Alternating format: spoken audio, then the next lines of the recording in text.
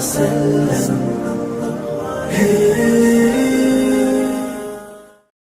Warahmatullahi wabarakatuh. I know that tonight is the 10th night of the month. I know we feel a little tired, isn't it? As we know, the Imam mentioned in the second rakah, إن تكونوا تعلمون فإنهم يعلمون كما تعلمون وترجون من الله ما لا يرجون. So we have to understand, working for Jannah, you get tired. But at the same time, at least you are expecting to get the reward in dunya and akhirah. But the kuffar also, when you see them, they disobey Allah, they also suffer. So, inshallah, we ask Allah subhanahu wa ta'ala to bless us. All of the deed that we did in these 10 days, we ask Allah subhanahu wa ta'ala to forgive our shortcoming and also make it easy for our Imam. Brothers and sisters in Islam, what we are going to remind ourselves today is about this surah, Suratun Nisaa. It's a very crucial surah. When you take the whole Quran is like a diamond. No matter how you turn, it always shines.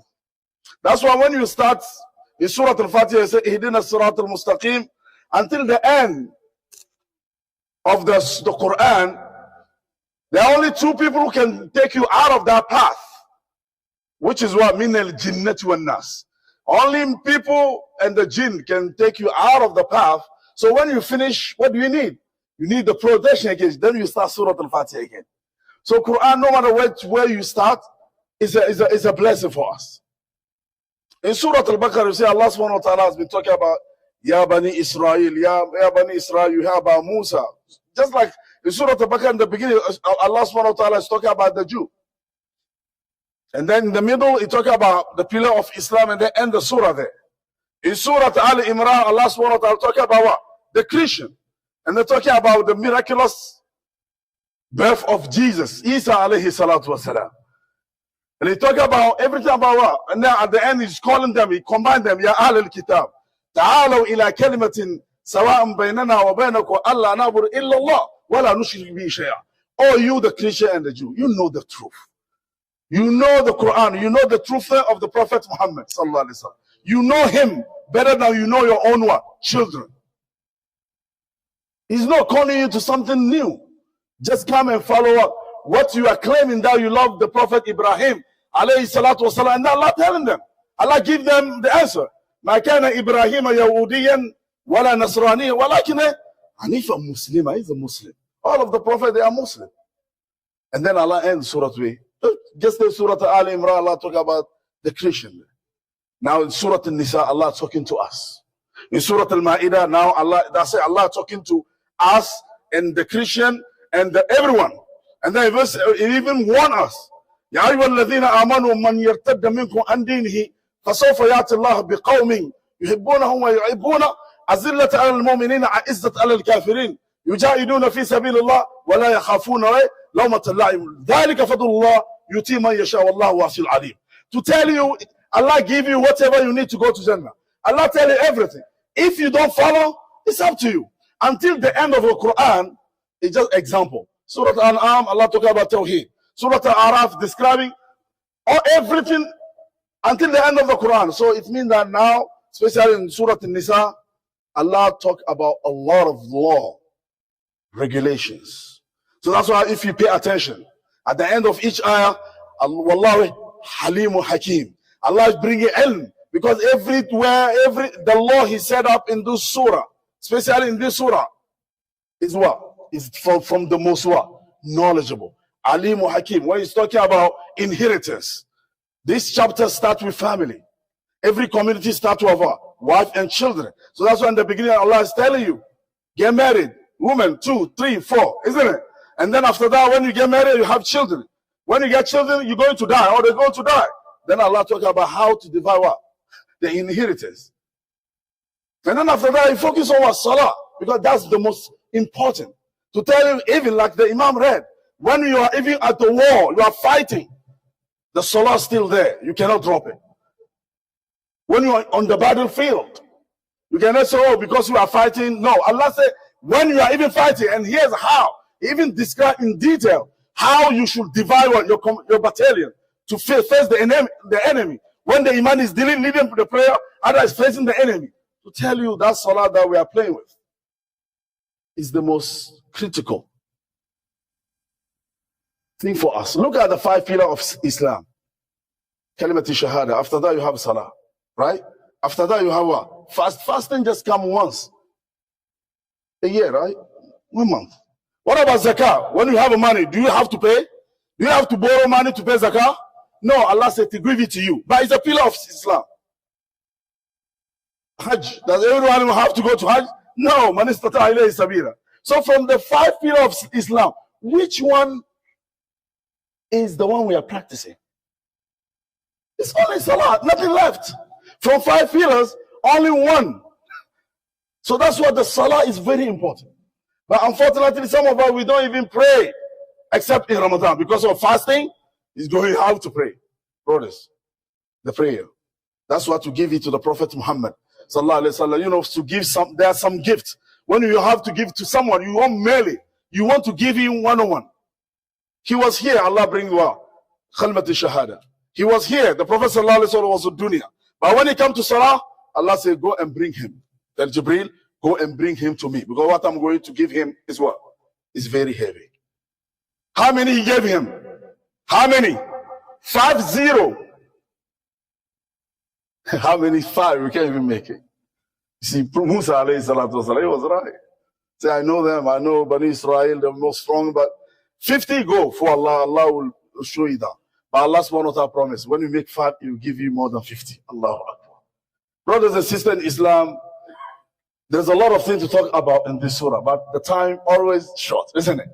The Prophet Muhammad, sallallahu alayhi wa sallam, when he was in Mecca, he only faced one enemy, which is what? The mushrikun.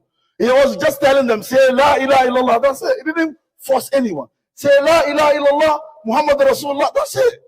They fought him until he had what? He need to move from Mecca to, you know, to Ethiopia, right? With his companion, he was in Mecca. And then from that was the first Hijrah. And then after that, they went to Medina. In Medina, you will think that the Prophet sallallahu alaihi wasallam will be free. So that's why somebody asked one of the predecessor, when are we going to be free? So that's why I start with intakunu ta'lamuna. We won't be free until we go to Jannah. May Allah give us Jannah. When you are by yourself, you're with your parents, you think that they are giving you a headache. I just want to go to college. When you go there, you say, oh, I miss my parents. Isn't it? Because you think that in the beginning, my parents, every day for school, all I want is to finish the school. Well, after that, I'm going home. When I'm 18, I'm leaving the house. My parents giving me all. That's for my small children here, right? You know, I'm going to leave house. They go to college and realize, man, there's too much. I miss my parents. That's why when there is no even one, they break, they are running and coming home. And then after that, because they have a free cell phone, he doesn't know that you pay for bill. So you are how? I need to pay for rent. I need to pay for this. Where will we get the money? So that's how we're going to do. And after we get married, and now we become, oh, my daddy used to do this. And then one day you see that you're dead. That's it. That's the dunya, right? The Prophet sallallahu alaihi wasallam, when he reached Medina, there is a 3 type of enemy. Number 1, he need to still fear people from Mecca because they are coming after him.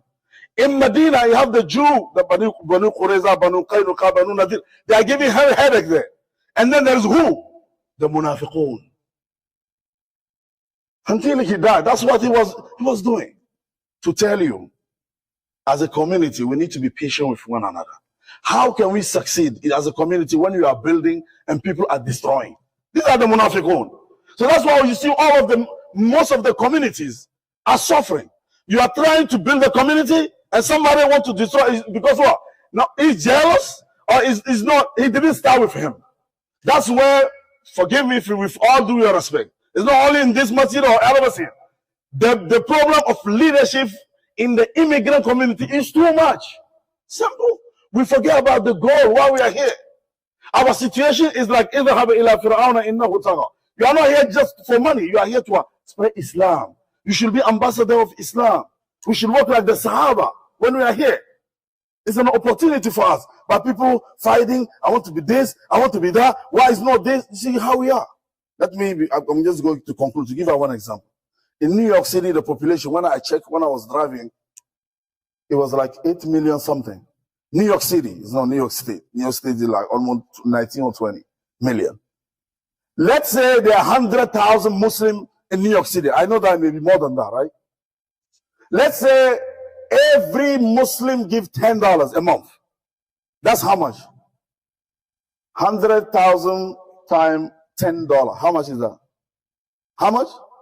1 million. You see, if everyone will give $10, Muslim, New York City, we organize ourselves. We love each other as the Prophet ﷺ and his companions.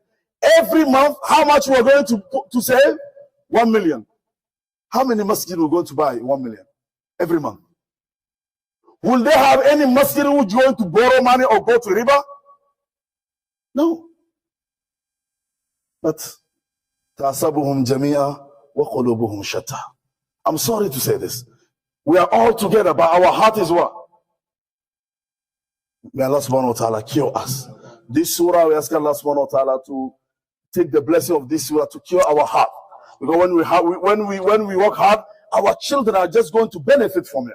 We ask Allah subhanahu wa ta'ala to help us. Ask Allah subhanahu wa ta'ala to make us as a good Muslim. Our parents, our sisters, our brothers, those who already passed away, we ask Allah subhanahu wa ta'ala to forgive them.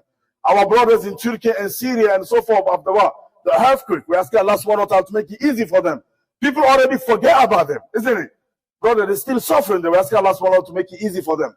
Our brother and sister in China, with the Chinese government are making them eating pork in Ramadan. We ask Allah subhanahu wa ta'ala to make it easy for them. And we ask Allah subhanahu wa ta'ala to change their situation.